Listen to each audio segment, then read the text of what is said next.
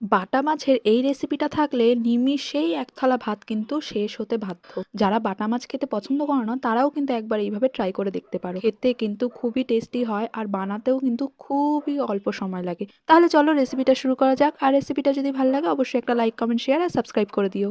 প্রথমেই একটা কড়াইয়ের মধ্যে বেশ কিছুটা সর্ষের তেল গরম করতে বসিয়ে দিয়ে ওদিকে কেটে বেছে পরিষ্কার করে রাখা বাটা মাছগুলোর মধ্যে নুন আর হলুদ মাখিয়ে নিয়ে গরম তেলের মধ্যে দিয়ে এপিট ওপিট বেশ লাল করে ভেজে নিয়ে তুলে রাখবো। এবারে ওই মাছ ভাজার তেলের মধ্যেই দিয়ে দেবো টুকরো করে কেটে রাখা বেগুনগুলোকে একটু নেড়ে চেড়ে নিয়ে ওর মধ্যে দিয়ে দেবো একটুখানি হলুদ দিয়ে বেশ ভালো করে মিশিয়ে নিয়ে ঢেকে ঢেকে বেগুনগুলোকে বেশ লাল করে ভেজে নেব। যতক্ষণ ওদিকে বেগুনগুলো ভাজা হচ্ছে ততক্ষণে চলো একটা মশলার পেস্ট রেডি করি। তার জন্য এখানে নিয়ে নিয়েছি 3 থেকে 4 টিস্পুন মতো কালো সর্ষে, 3 থেকে 4 টিস্পুন মতো জিরে, কয়েকটা কাঁচা লঙ্কা আর বেশ কিছুটা আদা দিয়ে এটাকে মিক্সিং ব্লেন্ডারের মধ্যে ভালো করে পেস্ট করে নেব। ওদিকে আমাদের বেগুনগুলোকেও লাল লাল করে ভাজা হয়ে গেছে। এবারে বেগুনগুলোকে উঠিয়ে নিয়ে কড়াইয়ের মধ্যে আরো কিছুটা সর্ষের তেল গরম করে নিয়ে ওর মধ্যে দিয়ে দেবো হাফ টিস্পুন জিরেটাকে 2-3 সেকেন্ড মতো একটু ভেজে নিয়ে দিয়ে দেবো লম্বা করে কেটে রাখা আলুগুলোকে সামান্য ভেজে নিয়ে ওর মধ্যে দিয়ে দেবো করে রাখা মশলার পেস্টটা দিয়ে আলুর সঙ্গে এই মশলাটাকে বেশ ভালোভাবে কষিয়ে নেবো যতক্ষণ না মশলার কাঁচা গন্ধটা চলে যাচ্ছে।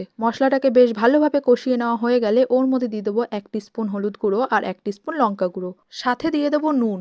এবারে মশলাটাকে বেশ ভালো করে মিশিয়ে নিয়ে পরিমাণ মতো জল অ্যাড করে দিয়ে ঢাকনা দিয়ে ঢেকে দেবো যতক্ষণ না ঝোলটা খুব ভালোভাবে ফুটে যাচ্ছে আর আলুটাও সিদ্ধ হয়ে যাচ্ছে। আলুটা ভালোভাবে সেদ্ধ হয়ে গেলে এবারে ওর মধ্যে দিয়ে দেবো ভেজে রাখা মাছ আর বেগুনগুলোকে দিয়ে এই ঝোলের সঙ্গে বেশ ভালো করে মিশিয়ে নিয়ে গ্যাসটাকে হাই ফ্লেম করে 2 থেকে 3 মিনিট মতো একটু ফুটিয়ে নিয়ে ওপর থেকে ধনেপাতা কুচি অ্যাড করে দিলেই কিন্তু আমাদের বাটা মাছের ঝাল একদম রেডি। এটা কিন্তু গরম ভাতের সঙ্গে খেতে দুর্দান্ত লাগে। তোমরা কিন্তু অবশ্যই একবার এইভাবে ট্রাই করো।